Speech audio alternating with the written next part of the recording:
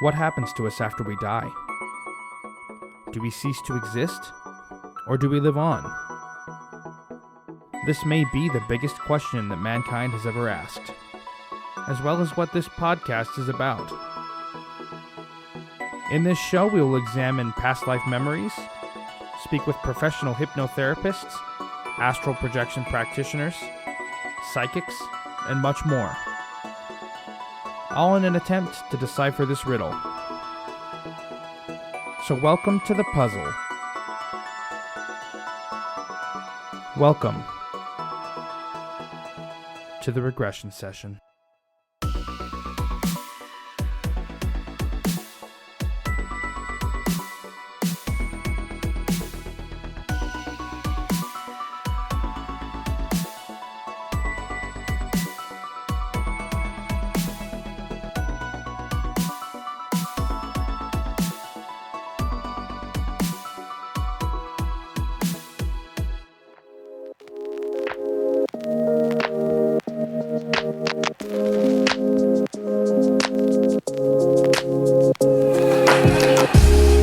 Welcome back to the regression session. My name is Ian, and this week we're going to be hearing from Richard. Richard is a Reiki practitioner, and in this episode we talk about all sorts of things about energy healing and Reiki. We talk about the legality of it.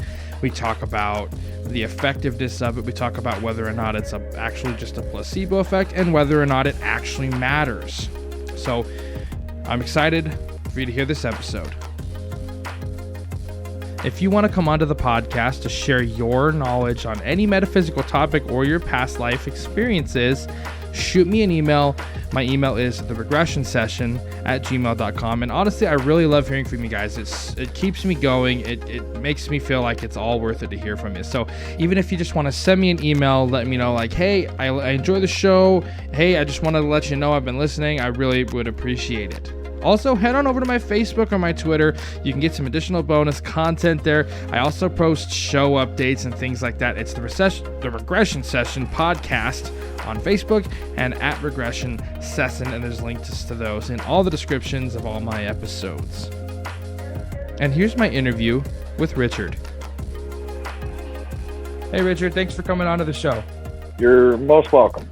If you don't mind, just for, like I said before, just for my audience sake, just introducing yourself a little bit, telling us a little bit about your background, anything you're comfortable sharing to lead up to why we're actually talking. Well, my name's Richard. I'm a Reiki master in Northern Nevada. I'm in my 30s. I'm a disabled MS patient. And what led me to do Reiki was my multiple sclerosis diagnosis, actually. And I was pretty sick to where I couldn't get out of bed and they didn't have much to offer me. And I found Reiki and it helped a lot, but with the prices of it, it wasn't something I could afford. So I started learning it, and I, at this point, have quite a few modalities I've been attuned to. It helps me quite a bit. I've been in a flare for a while now to where definitely can't, go out there and go to work like normal, but with the Reiki and with the positivity and everything else, I can at least get up out of bed and take care of my own house. So it's been quite a journey. I know the Reiki's helped a lot. It helps a lot to retune, and there's a lot of other things along the way that have helped and that seem to catch my attention with the metaphysical and healing modalities in general. So if you don't mind just telling us, what is Reiki? Well, to me, it is universal life force. It's the healing life force that flows through all creation. I believe that Mikao Usui was one of the first individuals to channel it and share it with the public. It seems like a lot of what he learned were ancient monastery healing techniques, and he took a way to share that with people who didn't understand anything about energy healing. So a way to take something that you would teach a monk who grew up since almost birth in a monastery and be able to show that to a random person on the street who sells, anything it might be or does anything, and a way to bring that divine higher healing ability down to the general people. Okay, gotcha. That's interesting. So is there any evidence that that shows that it actually there's like a physical energy change, or is it more like a placebo effect, would you say? From what I've seen, it definitely operates off of both. I know that on an infrared level, you can see the energy exchanges. You can, as well as in the studies I've seen done from a more scientific aspect, it's very similar to a grounding or to a pet therapy, where there's definitely an energy exchange there, but it does seem like a lot of what truly helps the patient is that, like you said, the placebo effect, the idea that they're going to heal from something, the same way that, people, if they know that going to see this horse or going to take this pill is going to make their condition better, it definitely does help. And it's based a lot off of course, the placebo effect of deciding that you're going to heal.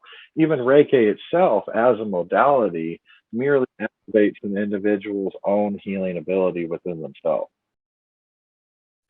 Yeah, and the placebo effect is it's really fascinating because I was talking to another guy on my show about this, and it's it actually works. Like the placebo effect, doctors use it a lot more than people think that they do. They do. You'd be Actually, surprised how often what they're handing you is basically just an enzyme culture with a little bit of food dye. yeah, and people don't even really realize it. Like I remember this one time I had an infection in a really specific part of my body, and the doctor he gave me this pill and he's like, "Oh, this pill is designed to specifically target that one specific area in your body." And I'm like, "Okay, great. Like, yeah, that's awesome. The miracles of modern medicine." But like later in my life, I was like, "Oh, yeah, I don't think that's real." Yeah. Yeah, it's definitely one of the more interesting concepts. I always thought it was a little vicious how they figure it out is by giving people fake medicine, but it really does go to show the power of belief decides how our bodies interact with things. Yeah, and that leads me to the question is like, what does that mean? You know, like what if our minds can heal us? I heard this story and I told the same story to the last guy I talked to this about. There was a dude with like stage 4 terminal cancer, and he believed with everything he had that this one pill was going to save him and cure his cancer. He got the pill, and his stage 4 terminal cancer went into remission. And then he found out later that the pill didn't work. And as soon as he found that out, his cancer came back and he died. Yeah. But the fact is that his terminal illness went into remission. And that begs the question, like, if we, like, what does it mean? You know, like, why can we heal ourselves if we believe it? And how can we tap into it? I don't know. I have so many questions about it. For me, it's something I felt it ties back into a binary code that's been shared a lot recently. It's 0010110, which from an energetic standpoint means everything is connected. But from a very scientific standpoint, it means that nothing is actually solid. All matter is technically mostly empty space being held together with sheer intention of will. And so the very fabric of our existence, from a very realistic, measurable, scientific standpoint, is empty space and molecules held together by a decision of something that we haven't got to just yet. And, you know, I've seen some studies, and this is like legit. You even learn about this in like, what, like 7th grade science here in the US anyway, is that different particles behave differently depending on whether or not they're being observed, which is crazy. Yes. Or depending on how you're observing it, the plant effect or the water effect of where they take the glass of water and say different things to it and look under it under a microscope, and you can see how discombobulated and upset it gets when you speak hateful things, or how harmonious it gets when you speak positive things. So not only is it all very tangent, very able to be shifted quickly, it seems incredibly dependent upon whether it's a positive or negative focus. So just like how, you know, many things when they're not being observed are quite different in their state, as if it's to show that our intention changes it, whether you're observing it in a positive or negative fashion seems to also have a very measurable scientific variable on the end result of what something looks like on a molecular scale. It's hard to tell from our third dimensional perspective because from just looking at it, it looks about the same. And I think that's part of how we've all kind of been lulled into believing that what we say and how we view things isn't important because there isn't a quick enough visible change. But with some of our new technology, we can look at it on a much smaller scale and we can see that there is a change beginning to enact. It just takes a much bigger portion of time to physically manifest. Yeah. And so, like, leading all up to this one statement is it actually works, though. Yeah. You know, like the whole thing, the whole like Reiki thing, the whole past life regression thing, the whole chakra healing thing, it actually works regardless of whether or not it's a placebo or whether or not there's energetic. It doesn't matter because it's working. Right. And I've had people, I have people come to me who are incredibly skeptical. I've had people very recently come to me and say, hey, I don't really believe in this. I don't know if it's going to do anything or not, but could you help? And I'll go ahead and I'll try to help. But realistically, I feel a very dull connection there because they're truly not being receptive to it. They're doing it to just go tell someone else, hey, I tried it. It didn't work. And I've had people instantly after the healing straight up message me and go, you know, I didn't really feel like that did anything, but, you know, thanks for trying. You have a good one. And I really hope those people do heal. It's residual, but at the same time, it's like many of the medical treatments. If you approach something telling yourself it's just not going to work, there's a chance it won't. But to the same respect, as you said, it really does work for the people who believe it, for the people who, like what I was, that are looking for a way to heal when modern medicine says you're screwed, just go lay down and wait.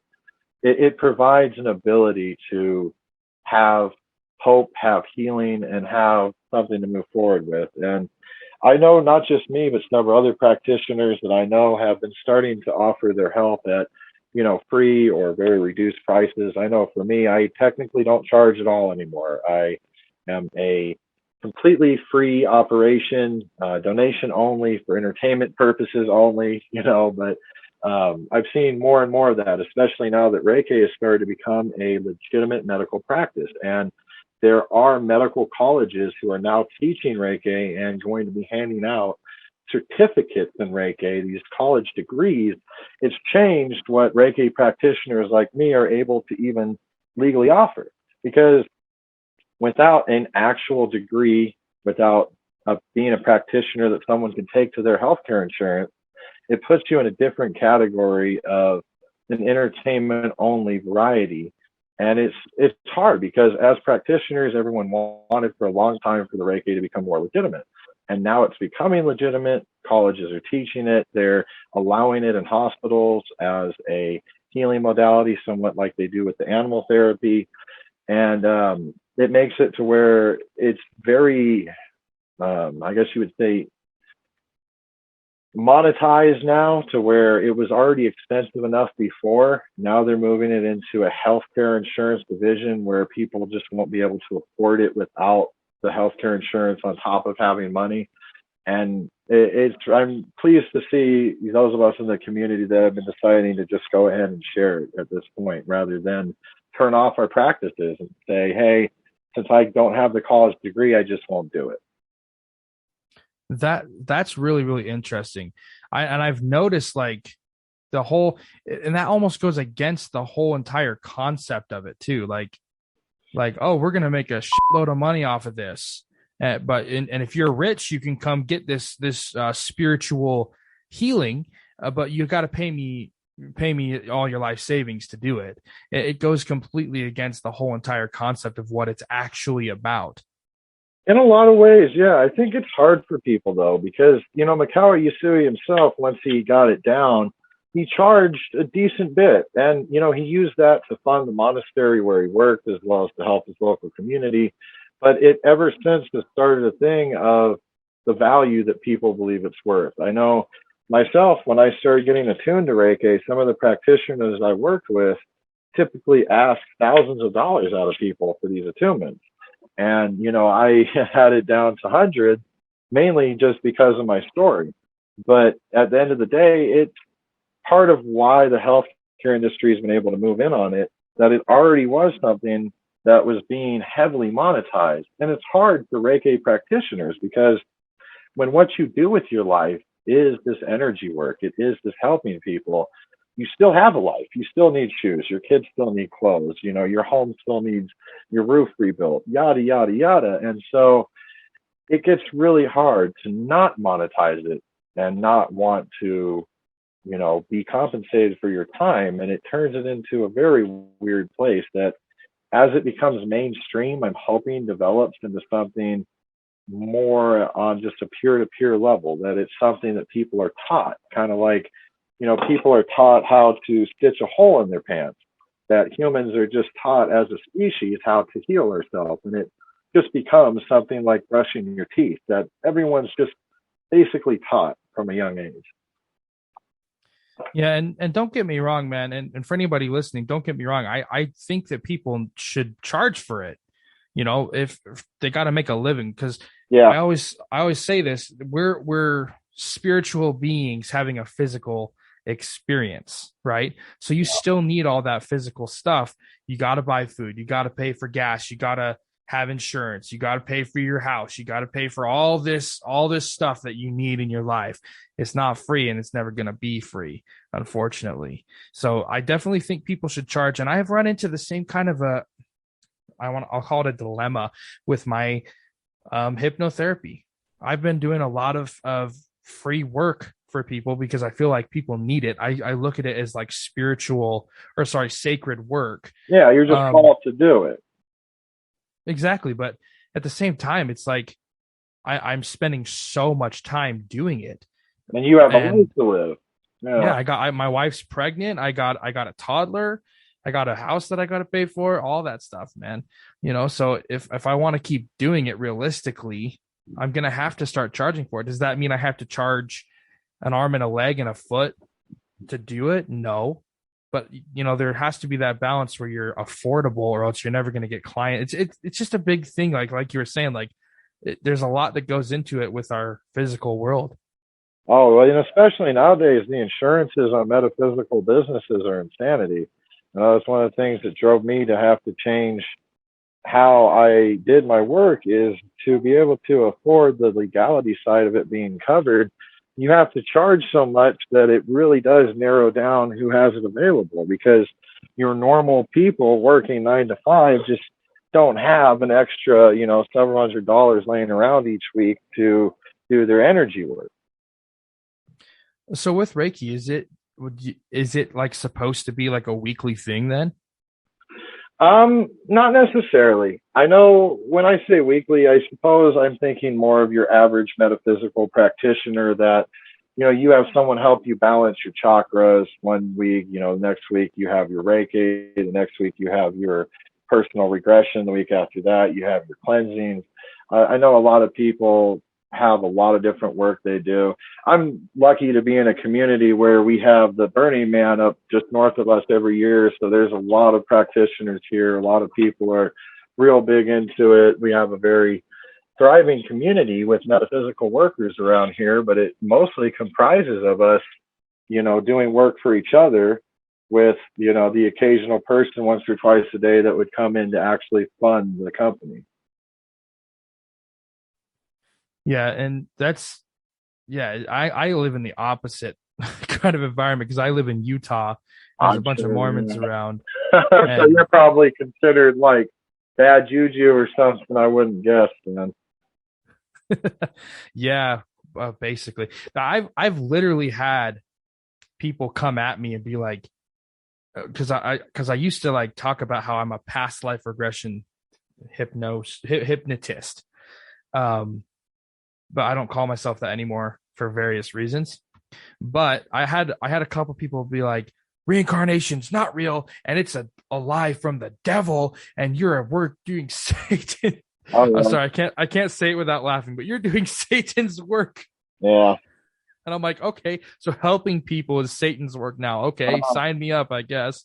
It all reminds me of when the church first started some of these slurs, at least the Western church with Catholicism. There were gypsy healers that were going around and giving people purple carrots and other things of this nature with, you know, energy healing. and it was taking away from the business the church was getting for healing. And so they had the Pope declare all these different things witchcraft and illegal. And if you look at the original Catholic denomination of what was good and what was bad, most of this wasn't on there. The tarot, the energy healing, the past lives, the diet and planning, the chakra planning, the yoga, that all became illegal during basically their great budget crisis, where they just weren't making the money they wanted. So they made these things illegal so that way they could push it that, oh, that's the devil's work, that's against the church, you have to come to us and we pick. But then you go to them and they light candles and they light incense and they have a guy in a magic robe chant words at you. And you can't tell me that's not the same thing as metaphysical healing. It's just they're labeling it as this is the only proper way. And I know I have practitioners get called Satanists for burning sage, but yet the church has their incense burns that they do all the time. I've never grasped the difference there. I know the past lives is something they definitely try to hide altogether, but they also do say that certain people are, quote, picked by God for certain paths. Another way to put that would be is that our past lives are determining where we get sorted into, and that this is God's will, since God is everything. Yeah, it's the way I look at it, and I look at pretty much all organized religion this way, is that they just kind of cherry pick whatever works for them at the moment. Oh yeah. And if you look at that from an outside perspective, like for any actual like religious people listening to this, if you take a step outside of it, it takes a lot of courage to do this, especially if you've grown up in a religion or being religious. But if you can just take a step, like just one step out and just look at it from like the outside for a second, you can start to see these patterns where you're like, okay, this doesn't really seem, this is very, here's how I always put it. Whenever there's money involved, there's going to be fuckery. Yeah. Money, control, power, all of it. I was raised Catholic, but these days I'm what's called, I guess, an omniist. That, I believe that there's nuggets of truth and lies in every single religion. And, one thing all religions had in common was the occasional guy who tried to tell everyone we should stop doing this shit and just be nice to each other. And so, if you pick those little tidbits out where someone from it said, hey, let's stop this and just all, work together, it makes sense. The whole world's been trying for thousands of years to just drop the division and advance our species. And we've been sitting here bickering over, whose imaginary friends are the most powerful. And I'm not saying whether they're real or not. They might very well be real somewhere, but they're also not physically here. There's a lot of layers of energy where these creatures might reside.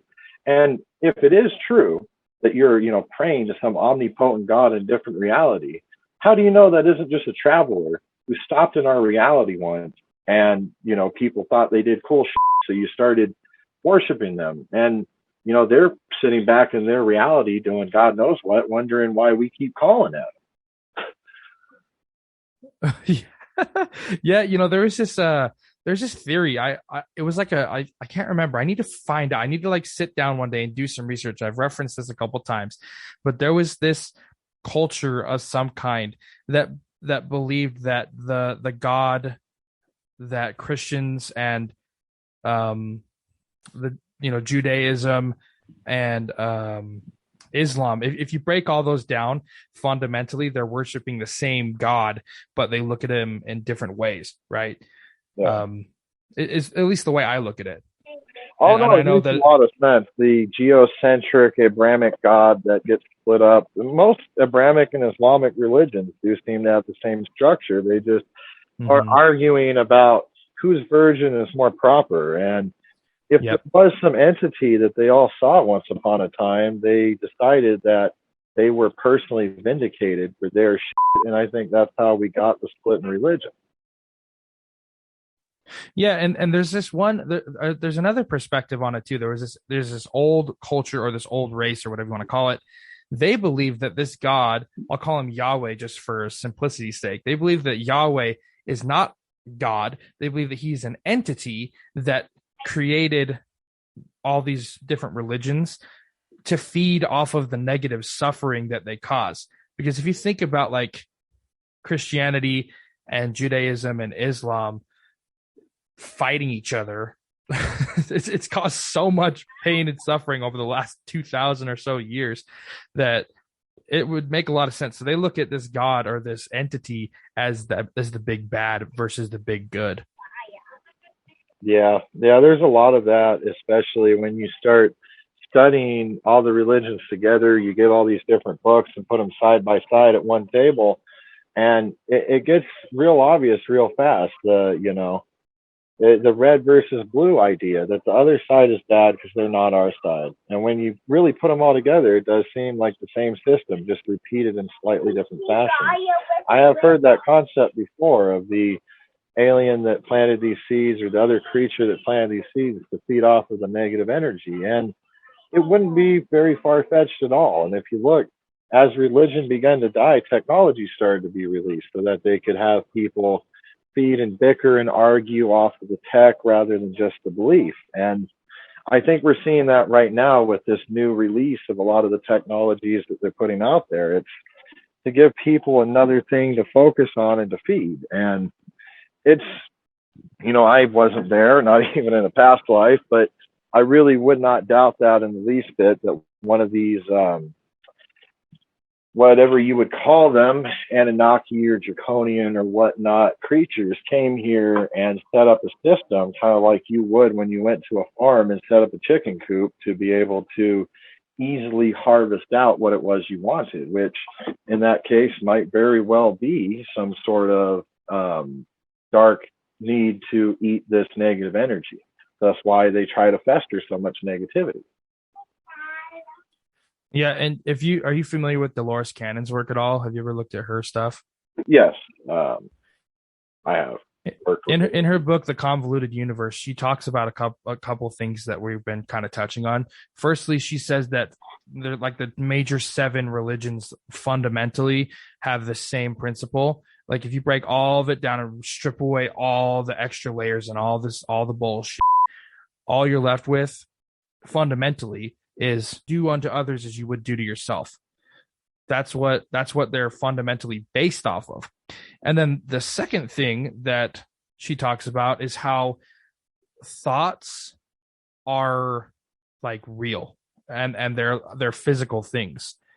And she says that they go on forever. And she's not just like, for anybody listening who's not familiar with Dolores Cannon's work, she's not the one that is necessarily claiming this. She did thousands of hypnosis sessions where multiple people corroborated this that didn't know about it, allegedly anyway. And that's what they came up with, is that these thought forms are like physical things. So when you're putting out, like, let's just say all this negative self-talk, when you're thinking to yourself or even saying out loud, like, man, my life sucks, or I'm so unlucky, or like, why does this always happen to me? What you're doing is you're creating your own reality, according to Dolores. Exactly. Well, it's like what we were talking about earlier with the water, that although when you say a positive word to water, you don't see it, with your eyes, you can see it under a microscope. Or when you say a negative word, the opposite concept. I believe it's the same thing with our thoughts, that, it's probably on a scale that we don't have a machine to look at yet, but it's there somewhere in the energetic structure of things. Just by our thoughts, by what we decide to think about something, we're beginning the change, just like planting a seed that then leads to the actual end result in the physical world. So I could fully agree with that each and every thought we have is a very real thing and will come real somewhere. I mean, it might be that you were mad this morning, so you stubbed your toe, or you were happy, so you found a $20 bill on the way to your car. And we're taught to not correlate these events, but I've learned that over the last, half a decade of having to really watch how I get positive or negative with my existence. That, if you look for those little details, you see the physical manifestations quite quickly of how you're thinking. And it's really interesting that you can kind of see that on a microscopic level too, not just with water. I heard of this experience or this experiment that I think it was a junior high kid or a high school kid who did this experiment where they did that same kind of a concept with rice, They put it in water, and then they put it in the same room so that the temperature would be consistent. And they put these rice containers in like 3 different corners or so. One rice container, they said like horrible things like, "Oh, you're ugly, you're disgusting, I hate you," things like that. The second one, they left alone completely, didn't say anything to it. And then the third one, it was like, "Oh, you're so beautiful, I love you, you're so delicious," whatever, all these positive things. And then after, I think it was like a week or 2 weeks or something like that, they took this and looked at it under a microscope, or maybe not even a microscope. I can't remember. I'll have to see if I can find it and link it in the description. I think But the the one you're first, talking about is like Cambridge or something, I believe, right? And I think it was a physical change, if I remember that. it was and it was all controlled too. So it was, the temperature was consistent. They used the water from the same source, rice from the same source or the same bag. So all of it was consistent. And so when the one that they were speaking negatively to, it started to mold and rot. And then the middle one was just kind of like started to, how if you leave like rice, I don't know if Calcinate basically from the air. Yeah. yeah, maybe I'm the only one that's like accidentally left rice out. But then the third one, it started to like ferment, but like not, when I'm thinking fermenting, they were speaking about fermenting in like a positive way, like turning into a new substance like sake or something. It's fermenting, and it's not rotting, it's transforming. So It was a very pleasant aroma when they opened it up, and so there was physical changes, but the one that they didn't speak to just kind of remained in the same state, if that makes sense. It's really interesting. Unobserved state, the state of nothing was bothering it, so it just kept itself waiting, like a product on a store shelf, waiting for whether it's purchased or thrown out or what. Yeah, and I might actually try that and see if it's legit. If it's legit, I'll keep everybody updated on it. So I have it might be a hard question, it might not. My next question is, the last guy I was talking to about this kind of stuff, he said this, and I'll kind of quote him. He said, "If I was in a car accident tomorrow, I wouldn't want somebody to just come and do Reiki on me. I'd want to go to a goddamn hospital and then maybe have someone come do Reiki on me afterwards." What's your take on that? I think that in our current society is absolutely right. I believe that there might be, possibly somewhere deep in Asia or somewhere in the future in 1,000 years, Reiki healers that have that magic ability to just hold their hand out and flesh regrows. I've seen some weird stuff. I wouldn't discredit that, but I don't believe anyone in a world like ours right now has hit that level of healing, especially your average Reiki practitioner you can get a hold of. Usually they have other things going on in their life. Even when they give you 100% attention, they have this other thing going on. So I fully agree with that. A major wound, a major issue, you got in a car accident, your leg's backwards, something's torn open. You need to get to an actual flesh mechanic, someone who's going to be able to work with your body to do whatever they can. But even that only goes so far, because once someone puts your leg back the right way and stitches your stomach up, at that point, you then have to heal yourself. They don't have a machine that forces you to heal. All they can do is help activate your own healing ability. So I think that's an absolutely fair way to look at it, that if you're in an accident and you have a major wound, you just got shot, something like that happens, you don't necessarily want someone just praying for you and not to do anything else. You'll bleed out, because, unless your Reiki practitioner is also an EMT or something like that. And even then it has weird things. I have a somewhat odd medical background myself, and one of my mom's dogs was dying recently, and she wanted me to come do something about it, basically. And the dog was having an internal organ failure to where it was losing a lot of blood, and there was nothing I could do, and she got quite irritated that I couldn't on either side. And she even called the medics, and they said, "This isn't something we can fix." And I hate to think this way, but God knows, if she would have just started with the medics, maybe there would have been something more they could have done. Because in the first instance of a stressor to your body, there are certain quick response trauma procedures that certain medical professionals with access to this equipment can perform. And even someone with this training without access to the equipment isn't going to be much good to you. because they can sit there and look at you and go, you should do this, this, and this. I don't have any of that on. And that's why I really do believe in that view of the quick response medical for trauma first, and then, of course, the Reiki, then, of course, the healing, the other practitioners, the sage, everything else. But I've sadly learned firsthand with that, and it's something I already knew. I wasn't expecting to be called into this situation, but, it was a very real 3D thing that I could use moving forward as a example that, when someone or something is bleeding out, the Reiki is not the first answer. Second, fine, have the person come with you to the hospital, but definitely go seek some sort of treatment first. Or in parts of the world where there is no hospital at the moment, look for someone who is skilled in the being a flesh mechanic. I've seen even some of the most third world parts of the planet, the local blacksmith knows how to stitch stuff shut. There'll be someone around who knows how to help fix that. Start there and then backtrack to the activating your energy, activating your healing ability. Yeah, it kind of comes back to the whole thing of like we're a spiritual being having a physical experience, right? So because we're in this physical space, you need to have that physical attention first. I've talked to some. You've got to respect it, your physical form. Yeah.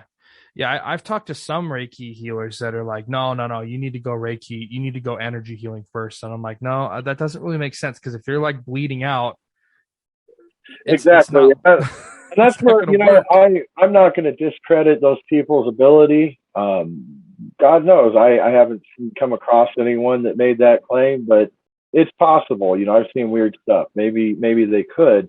But, for me and for what I've seen in other practitioners I've seen, I would always recommend for trauma, the actual doctor, flesh mechanic, whatever you need in your area first. And then, of course, the Reiki, because like I said, when a doctor stitches you back together, they're not going to heal you. They have patients all the time that die from staph infection and malhealed wounds. So, the Reiki is absolutely important. And I think that's where practitioners just don't see that. They might have never been in that kind of thing. They've never been at war. They've never seen, this or that, bleeding out or dying. They're not quite sure what that would mean. And so in their practice, they would feel it would be more important to balance your healing ability first. And it may be even both at once, but I would never leave out the actual medical side of it with more serious injury.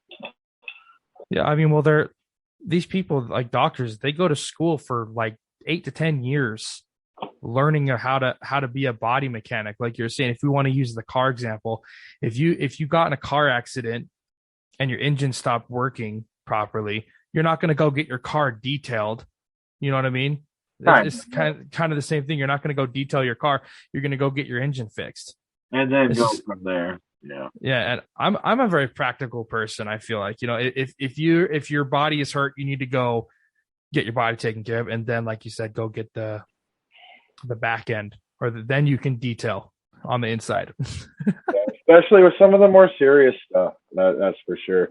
I mean, I guess it would be different if, you got a sprain or something. I know from a Reiki practitioner standpoint, I think kind of like a lot of practitioners do, that no matter what it is, do the Reiki first and then go. But that's because if one of my kids falls off the playground and dislocates their arm, I'm doing Reiki for them while I take them to the hospital. So I think that's where, as a Reiki practitioner, you have a hard time with that view, because you're like, well, of course, do it first, but that's because you're there. And so if someone gets hurt somewhere, to go out and contact a practitioner, it's a whole nother ballpark. But I think it's one of the places where, as a practitioner, it gets hard to draw that line, because you automatically start doing Reiki and energy work anytime yourself or anyone else in your life gets injured. Yeah, and this conversation is in for any Reiki, whatever you want to call it, however you want to pronounce it. This conversation is in no way meant to on your practice. You know what I mean? We're just talking.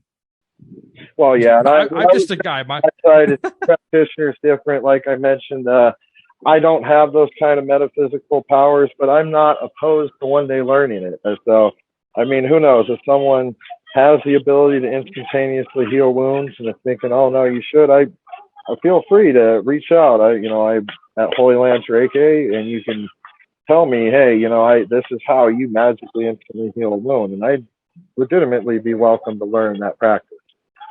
So, well, yeah, it would be amazing. That would literally be like the a next game changer step. for our species. Yeah, Yeah, exactly. Elevate the entire medical practice if people have the ability to just snap their fingers and create healing. So I'm hoping we learn that soon. With so many of us practicing energy work, ideally at some point, one of the multi-generational energy healers just figures this out. Yeah, and like for anybody listening, don't get me wrong. Like I'm about it, right? Like I'm about the whole Reiki thing. I'm just playing. I like to play devil's advocate a little bit and kind of push people's buttons to see what Well, they like you say. said, doing both sides. So, after this, I don't know, find an evangelicalist who believes that it's not good at all and try to talk to them about what their view on it is and why they really believe it's the devil's work. I mean, who knows? Oh yeah, I've already got that lined up, buddy. Yeah, well, there you go. See, so you're already 2 steps ahead on that one. That, if you can get these conflicting points, then maybe eventually everyone can see why we all feel the way we do and just get along. Right. And like I was saying, I'm about it. Like I practice chakra breathing myself. I have assisted people in kind of like charging their chakra blocks and removing those. I've taken people through past lives. I've taken people through what I call spirit rescue. I've there's nothing that surprises me in this stuff anymore. I started out trying to prove it. I moved away from that because you can't. You can't. You can't. It's one of those things you see or you don't, because the part of your brain that you're using to see it, if you're not seeing it, you don't. And it just seems kind of like a joke, I think, to people who, it's not there. But that goes to speak to our society and how numb they've made our neural pathways with the way we live and what we ingest.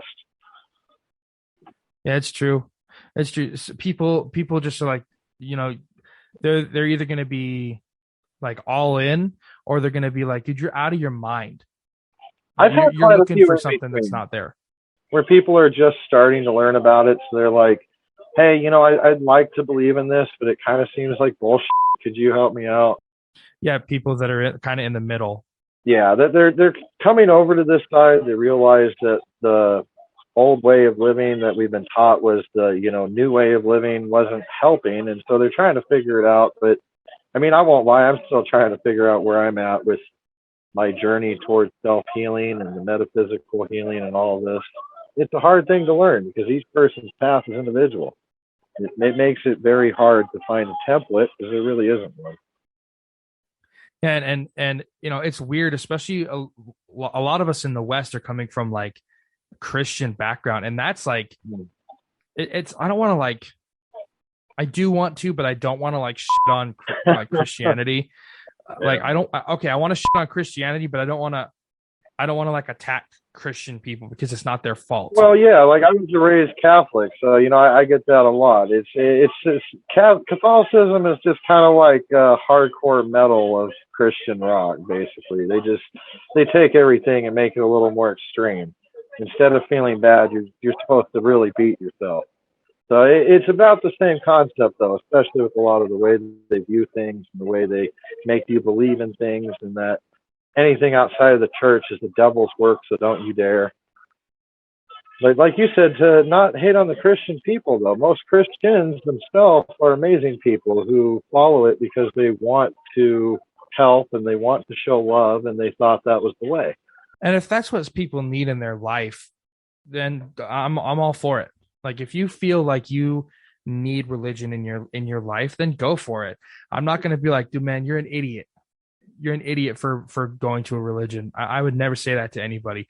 Maybe when I first left the Mormon church, I would have, because I was pretty bitter and angry. I don't know. I've heard that's a hard one. That's a little more extreme. I've had Mormon friends over the years, both that were still part of the church and that had left it and, been disowned for leaving it.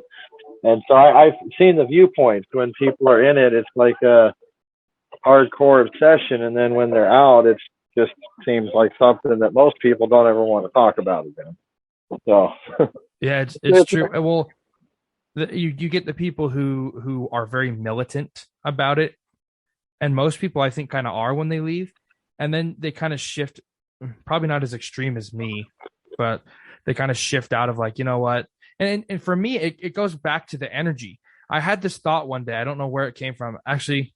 Now that I think about it, I'm pretty sure my spirit guide just kind of slipped it in there, but I used to flip off, like, give the bird to Mormon churches every time I drove by. and and then one day I was just like, why? Like, why am I doing this? And I thought, like, I'm giving this thing that I don't believe in anymore so much energy, so much power. And then I stopped flipping it off every time I drove by, and my life like significantly improved. Yeah, I don't doubt that. I was real resentful towards, my old church for quite a while, and I've got past it. So I definitely get that. I think being raised in it gives you a whole different perspective. Some people who aren't raised in religion want one later because they want structure. When it was something you were brought up with, you already got past that part, I believe. Yeah, and we kind of live in a world of extremes where, like, if you're in one extreme, you're going to go to the other extreme immediately. So, like, if you were raised religious and you find out it's kind of a sham, like I did, and then you immediately jump to the other extreme where you don't need spirituality at all. It's all bullshit. I don't need this. It's all wishful thinking and F everything. And what my next question would be for you, Richard, is if you have any like cool stories about Reiki, because we've had a really good discussion on it, but I would like to hear if you have any like cool experiences where people have been like, this really helped me when nothing else really has. I would love to hear about that. I've had it happen a few times, definitely in my personal life. I know, I had a friend of mine she's a Reiki practitioner and a massage therapist here in town.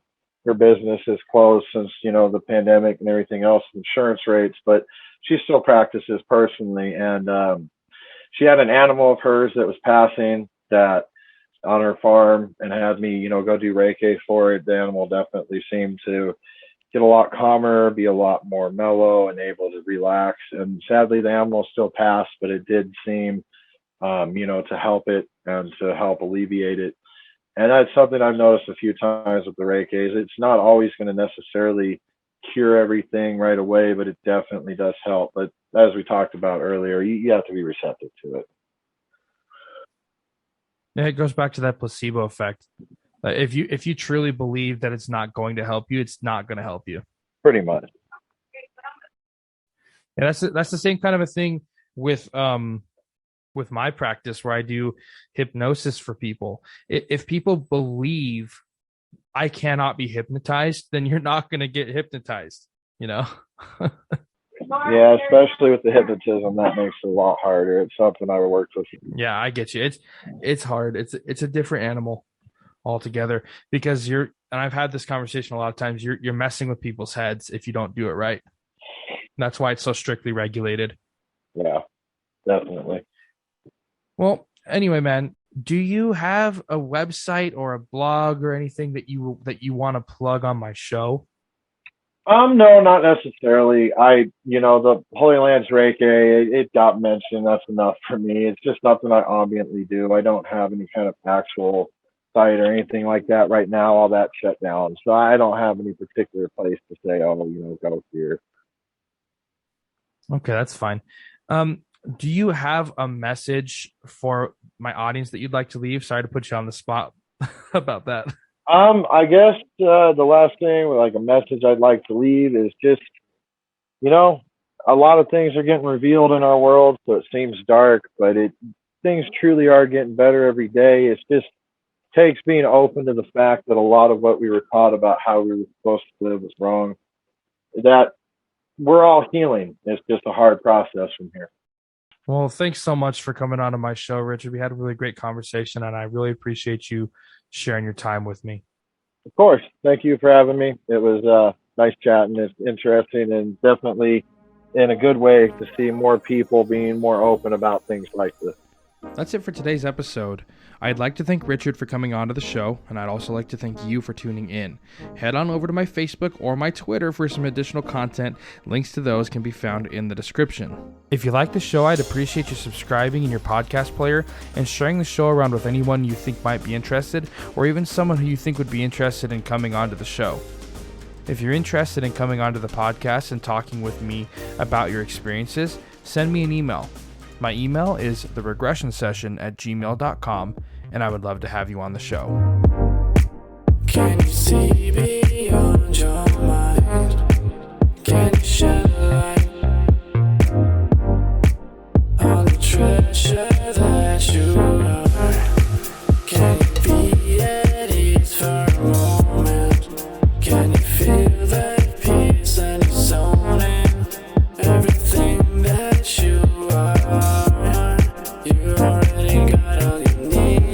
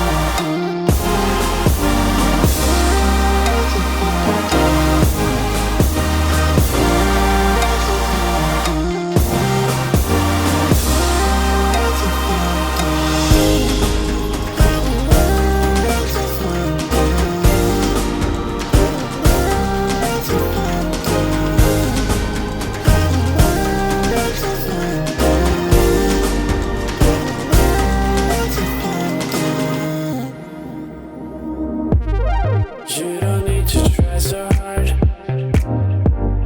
Realize you're right where you need to be. You had it from the very start.